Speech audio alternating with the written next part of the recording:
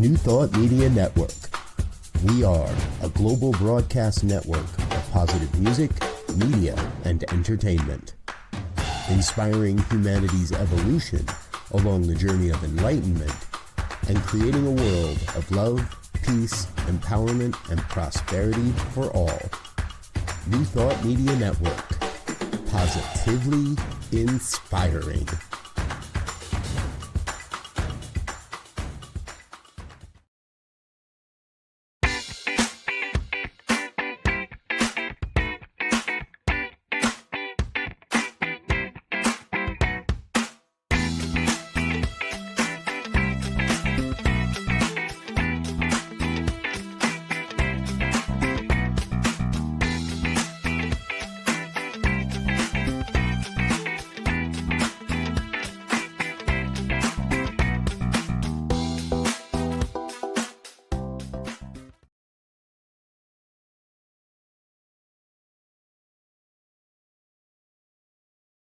Please help us say thank you to all of our organizational sponsors, including the Hefferland Foundation, Affiliated New Thought Network, International New Thought Alliance, Science of Mind Archives and Library Foundation, Center for Spiritual Living Denver, Center for Spiritual Living Midtown, New Thought Philadelphia, Center for Spiritual Living United Life, Sunshine Cathedral, Planned Happiness Institute, Summit Center for Spiritual Living, One Heart Retreats, Universal Joy Center, Unity Kitchener, Unity Spiritual Center, Ottawa, Home Center for Spiritual Living, Satya Center, Begin Within Ministries, Center for Spiritual Living, North Jersey,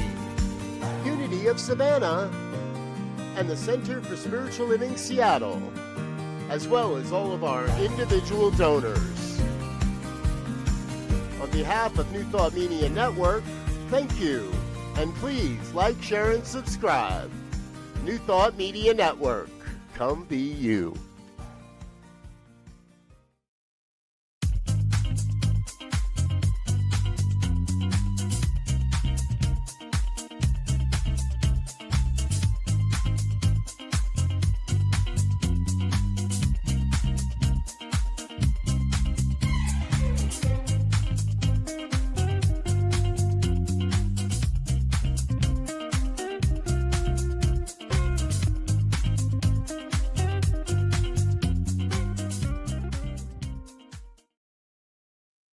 Hey everybody, Tracy Brown here, and it is time for the Inclusive Church, where we come together every Tuesday at noon Mountain Time and think about, talk about, and recommit to building spiritual communities where oneness does not require sameness, where all kinds of people can come together in a common intention to learn and practice and teach and grow in spiritual understanding and in living spiritually grounded lives.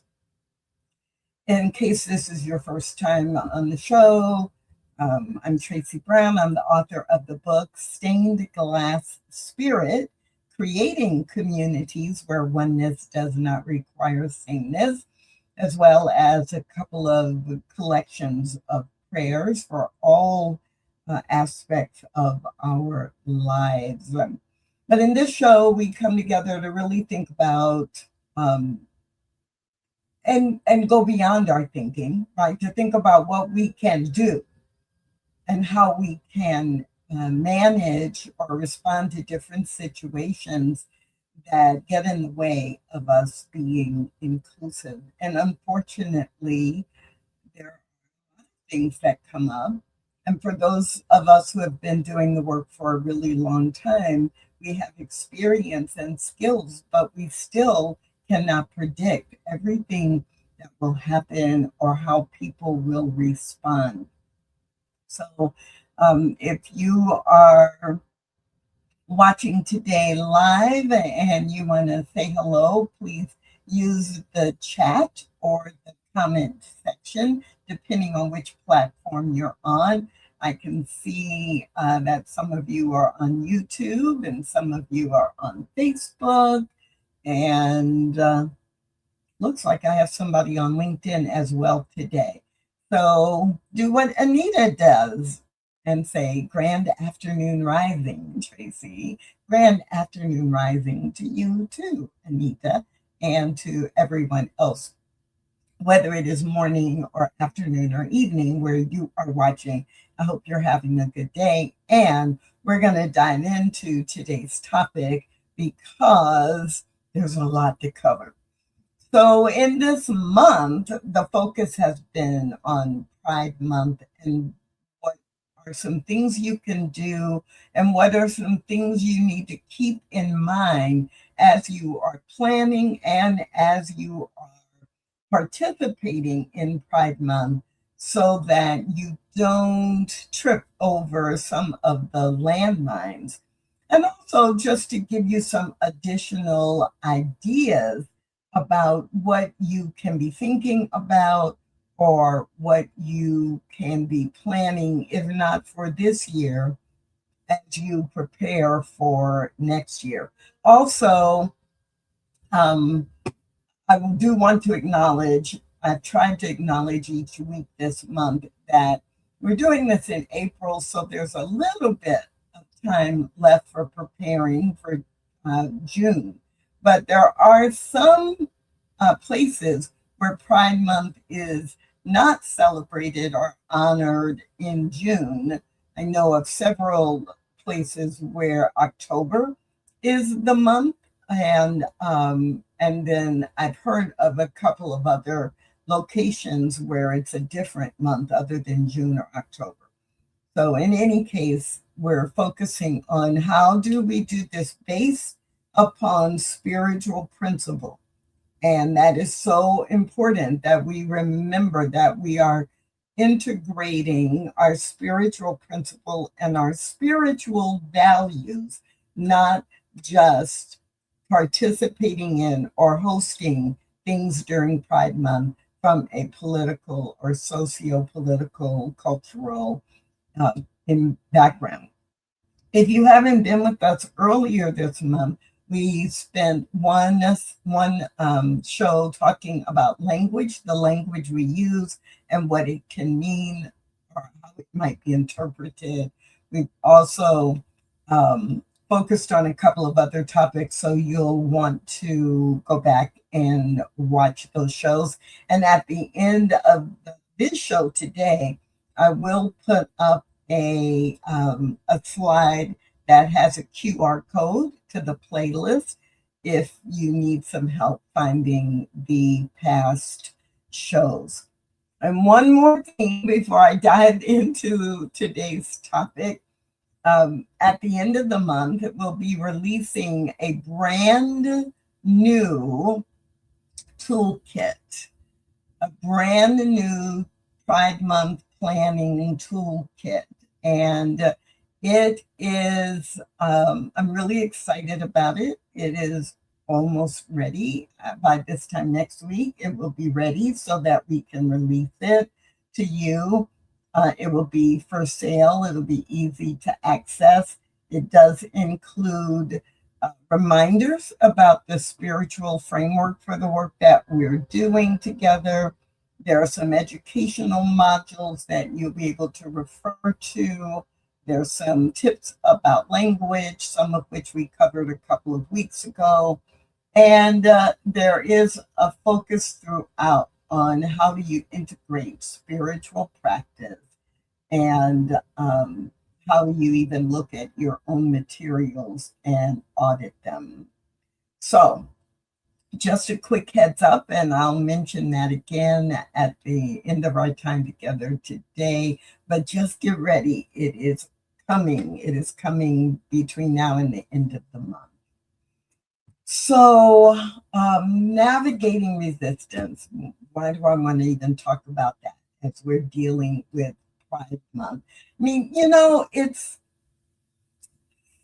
there are times when you will get some pushback inside your congregation, inside your spiritual community. And how can you handle the discomfort that some members of your community might have without diluting the values which are driving your actions and your choices anyway, right? And so when your efforts for inclusion start like meeting resistance, the questions, right, that often come up are, well, what do you do when members actually push back and say you shouldn't be doing this? But what happens when someone says, why are we talking about this so much? Like, we're inclusive and we have people who identify as LGBTQ plus in our community. We don't need to talk about it. Or can't we just love everybody without focusing on labels? Labels are the problem. You know, we don't need to deal with the labels. We're all the same and we're all expressions of God. And you will also, at some point, probably have someone or some group of people say, well, this just feels too political, or this just makes me uncomfortable to talk about having transgender people in our community. So if you're leading in a way that is impressing or saying inclusion is important, resistance is not unusual. And it doesn't matter whether you're focused on LGBTQ plus or race and ethnicity or people with disabilities or well, however people are different, people who speak different languages. So sooner or later, on some topic related to inclusion, you are going to experience resistance. And today we're focused on resistance that might come up when you are programming or hosting things that are related to Pride Month. But the reality is there is going to be resistance sooner or later. So you can't avoid people being uncomfortable. In fact, the fact that folks are uncomfortable is really telling you you're doing something right. So the goal is to lead the community through the discomfort without abandoning your values, without abandoning your commitment to be inclusive. And so that's what we're going to talk about, or that's what I'm going to talk about for the next 15 or 20 minutes. So this resistance really is information. It does not mean that you have failed or that you are failing or that you're doing something wrong, right? So shift your brain a little bit to remember, oh, when someone complains or maybe attendance shifts, these are indicators. Someone who's a reliable donor or a donor you rely on a lot and has been very vocal and involved, and maybe they get quiet.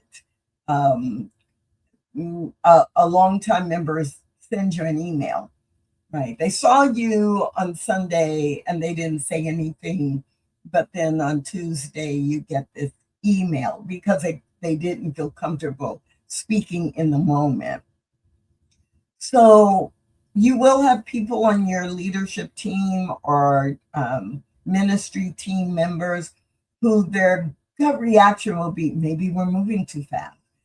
Maybe we should tone it down a little bit. Maybe we should wait till next year to finish out what we had planned for the rest of the month. Like, let's just table it till next year. And if you were to call me and jump on Zoom and ask me like for advice, I would say, well, no, you probably don't need to tone it down because resistance doesn't mean you're wrong. Resistance doesn't mean that you are doing something wrong. It just means that you are requiring people to grow, and maybe you didn't plan enough that prepares them for where you're taking them. Think about it in your own life. When you have had the most growth, it wasn't always comfortable, even when it was something you wanted to do, but you had to learn something new, or you had to practice some new skills, or you had to reach out for help.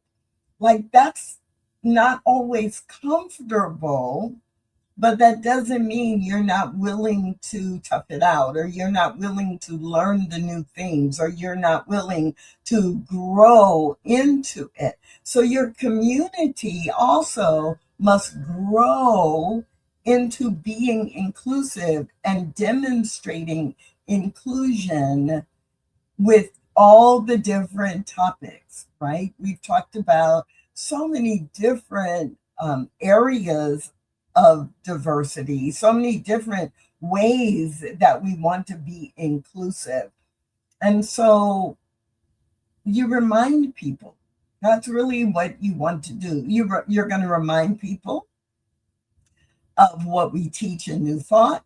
You're going to remind people of your church's commitment to inclusion, and you are going to provide some support to help those who are not comfortable to get more comfortable. Like, don't make them wrong for being uncomfortable. One of the examples of what not to do is a leader learned that there were members who were completely, well, I won't say completely against, because that's probably not true, but they were having some strong negative reactions to what they were being told and what they were being exposed to and what they were being encouraged to do as members of this New Thought community. And the leader, the spiritual leader, actually responded to many people and in an official position statement that, well, this is where we're going because it is important. And if you're not on board, maybe this isn't the right place for you, right? Because we're going here. So you might as well, you either get on board with us because we know this is right, or you go find somewhere else. Now, they didn't say those words, go find someone somewhere else, but they did say, you know, this is the direction. This is an expression of our spiritual values, and, you know, you need to get on board with it. You need to get up to speed because we're not turning back. And, you know, I can imagine that there might be at some point a statement that reflects that attitude, even if it might not be quite that strong. But when you are introducing something new or taking your initiatives to the next level, that's not the time for that kind of statement, especially when you're saying your intention is to be inclusive. So how do you bring them along? How do you find out what questions they have? How do you get specific about where their discomfort is so you even know what information to share or what information to provide, what resources to provide? So simply cutting them off and saying, you need to get on board, this is what we're doing, is not an effective leadership strategy. It's not an effective growth strategy. So in New Thought, we teach that consciousness evolves. Consciousness evolves. Evolution, any way you look at it, requires disruption of some kind. We are disrupting an old pattern and replacing it with new habits, new behaviors, which become new habits, which then become the new experience or the next expression of consciousness. So when inclusion creates tension, don't panic. You don't have to panic. Instead, pay attention. Pay attention to the specifics of the resistance, because all the resistance is information. So it's information. It tells you what teaching is needed. It tells you where the fear is active and what spiritual practice might be needed to reduce that fear or to replace that fear with something else. It tells you where you as a leader need to be more clear. There's a lack of clarity, or people's perceptions are different from what your intentions. So the impact doesn't match what you intended to have happen. Use the information in order to decide your next steps, or in order to support the direction that you've decided to go. Discomfort is not danger. Yes, I'm pausing so you can take that in. Discomfort is not danger. If there are congregants who are uncomfortable, it doesn't mean they are your enemies. If they are uncomfortable, it doesn't mean they are likely to leave necessarily. I mean, there may be some, but in that discomfort is not danger in terms of threatening your congregation or the direction that you're going. Not everyone who's uncomfortable is being harmed or hurt. More often than not, uncomfortable means unclear, or uncomfortable means I don't have enough information. Uncomfortable means I don't understand the link between what we teach spiritually and what you're saying verbally. So, what do? Right? Let me start with what you don't do. I've got like 8 things going through my mind, and let me see what comes out first. So, a mistake that many make is that they get pushed back, so then they become really vague.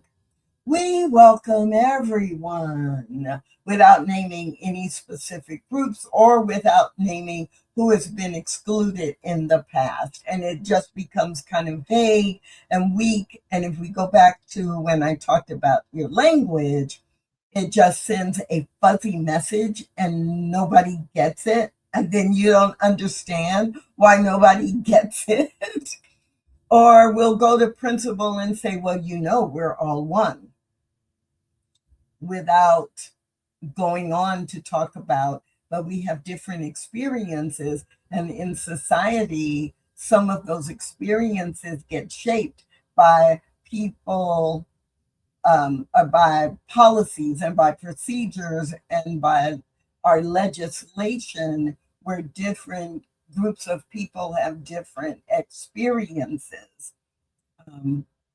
And what then happens if we just say we're all one without addressing the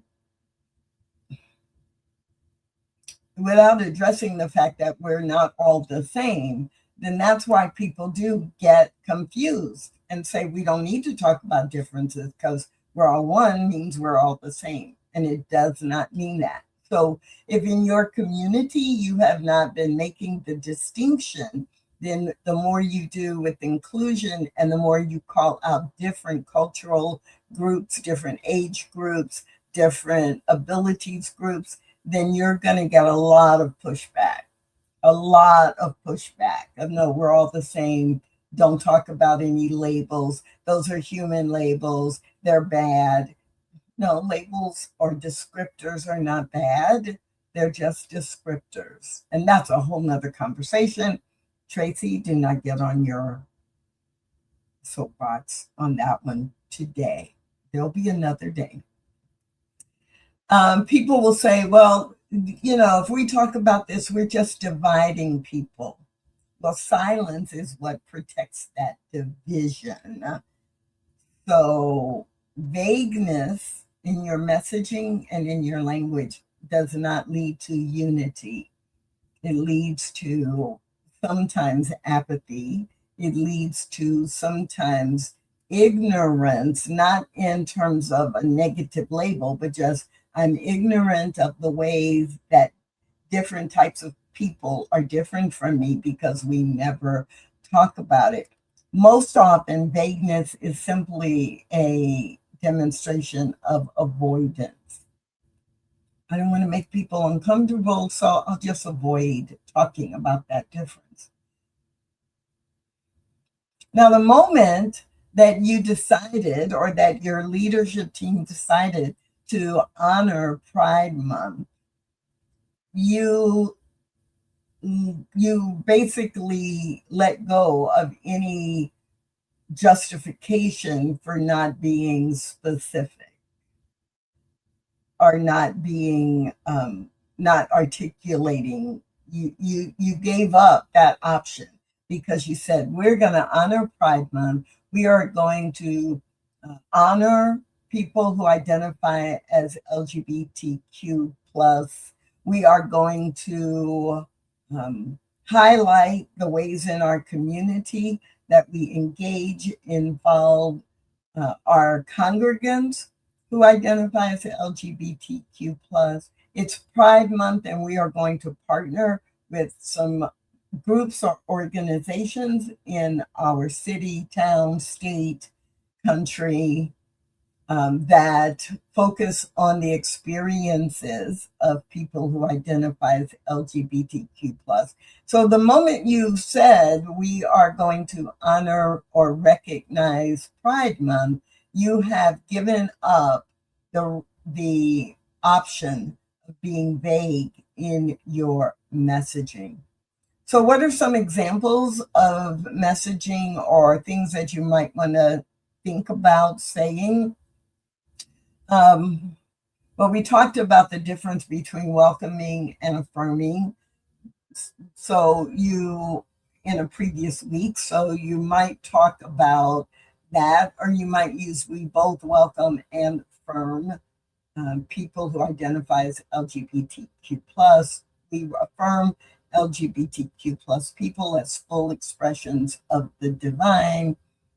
In our church, we do not tolerate language or behavior that diminishes anyone's humanity. What else comes to mind? Our spiritual principles require us to practice inclusion, not just talk about it. Those are just examples, like off the top of my head, about that have clarity. They're not hostile to any group. They're not creating victims and villains. Oh, LGBTQ people have such a hard time and we're going to save them. Stop it. So you want clarity. You are prepared that there may be some people who disagree with it, but you've been clear about where you stand or why you are doing what you are doing. And it's okay for people to disagree because they know exactly what they're disagreeing with. So you may still have some resistance.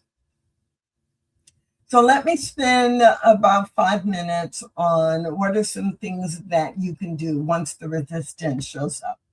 Sure, you want to look at the why and you want to look at your languaging. But let me see if I can come up with 2 or 3 examples in 5 minutes. So if someone says, why are we focusing on this, right? Like, well, why are we focusing on this? The answer is not because it's Pride Month, because what does that mean, right? And what does that mean specifically to you? So you might say something like, well, we are honoring people who identify as LGBTQ plus because people cannot fully belong where they do not feel fully seen. And we're committed to inclusion. And that means that we intentionally recognize and honor many different kinds of people throughout the year. I mean, I'm not trying to give you a script, but just that's a way. That's a way to respond.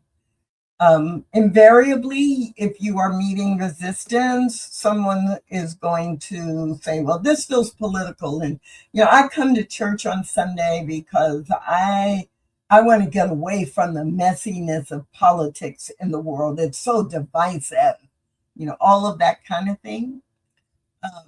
Possible responses in the vein of, well, human dignity is not politics.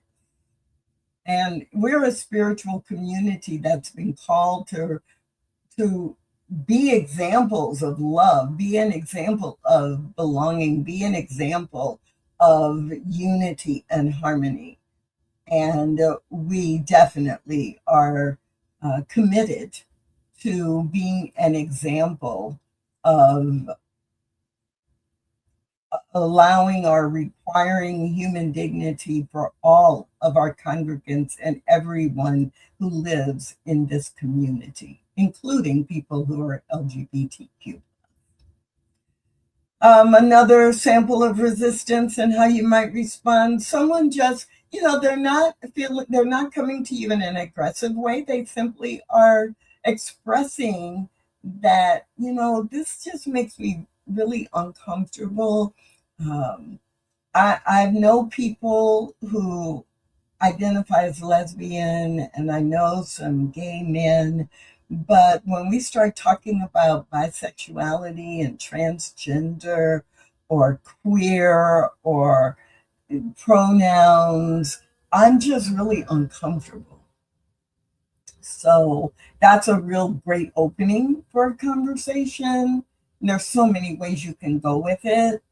I understand discomfort, and we're all growing through this. There are things I'm uncomfortable about too, and I'm learning more. And the more I learn, the more comfort I get. So, are you willing to be in the discomfort zone, like outside of your comfort zone for a while? And what, resources can I provide? Or what if I could provide you some resources that would give you more learning? And then we could talk about this again in a few months. You could also, if you are a leader in a group, or if you are the minister or a leader in your church, you could even go so far, depending on your community. Our role as my role as in practicing and teaching science of mind is not to protect comfort. Right? My responsibility for myself and to encourage others is to establish maturity in the use of the principle. Right? So depending on how long you've been doing it and how well you know the person, you might actually go to. Comfort is highly overrated if we are going to grow toward our vision of being radically inclusive. Then all of us are going to experience some discomfort at some time. Let's clarify the discomfort and then find more information or more practice to get through it together. I already talked a little bit about division, other things that come up a lot with resistance. We already welcome everyone. I mentioned that. both that we already welcome everyone, everyone's welcome here, and we shouldn't talk about this, it divides people. I think all three of those really are opportunities for us to get back to action, right? Yes, we welcome everybody, but welcoming is not just an idea or an emotion, it's what we do in our behavior. And, this month we're focusing on welcoming, making sure that we are welcoming and then affirming people who identify in these communities. Or it's causing division. Like, that's really interesting because we are committed to demonstrating unity and harmony. So let's get beyond the division by what we do. How do we apply what we know about healing division in this case? So those are some off the top of my head ideas about things you might want to keep in mind, how you can articulate or how you can respond verbally. And I just want to remind you and me too that it's a process. So we're all at different places on the continuum. And where I am may not be where you are. So if you are the one expressing concern or discomfort, to me, I can't expect that you will be where I am. But I do need to hold you accountable for moving a little bit further on your scale rather than just implying that you should think everything I think and believe everything I believe. And then finally, am I bringing it back over and over again to spiritual values, spiritual principles, spiritual beliefs? And if you have watched the show for any amount of time, more than a dozen times, then you already know I'm going to emphasize again and again. Redirect yourself and others to spiritual principle. Return to principle. No matter what's going on in the news, that's not your motivation. What does love require here? What does unity look like in practice? How does our theology support or require us to behave in a way that ensures dignity and respect for all people? Keep the conversation around or grounded in your spiritual principles. Keep going back to it over and over so that people don't misinterpret it as it's just, oh, that's just Tracy's personal thing. She cares about that. So we just, when she's in the room, we'll talk about this, or we'll let her talk about it, because when she leaves, then we don't have to pay attention to it anymore. So it can't be personal, it has to be principle, and it has to be in alignment with what you teach in your church about spiritual truth. So that's really all the time I have. There's so much that I could talk about related to this because unfortunately, there's a lot of resistance that I have seen, experienced, or coached people through. So how do I want to close? I want to remind you that there is a fabulous, if I do say so myself, there is a fabulous toolkit coming out really soon, well, at the end of this month, so that you can have it in the month of May as you're prepping for Pride Month. It's a spiritually grounded guide for inclusive communities, very much focused on new thought. There's an audit tube, there's some communication templates. Some of what I've shared today will be in here. There'll be an article about every one of the weeks that we've done this month. And then the last part of the toolkit really goes beyond Pride Month.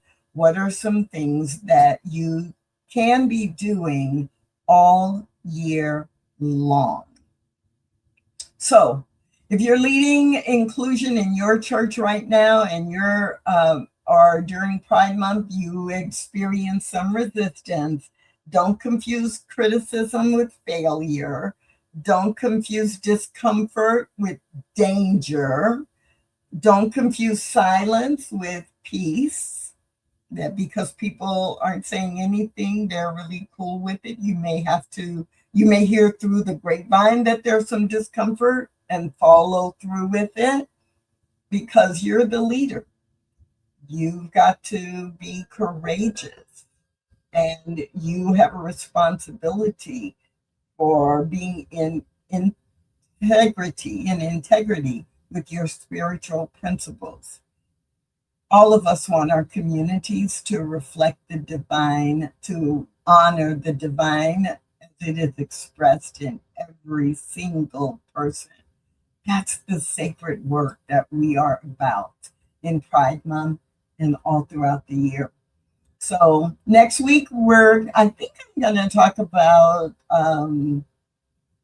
how the LGBTQ plus community is not monolithic and that there's intersectionality with some of the other efforts that you might have throughout the year. And so stay tuned for that and for the release of the Pride Month Planning Toolkit next week. And I hope to see you then every Tuesday right here on the New Thought Media Network at noon Mountain Time. My name is Tracy Brown. See you next week. Thanks for watching The Inclusive Church with Tracy Brown. Join us again next week at 12 noon Mountain Time.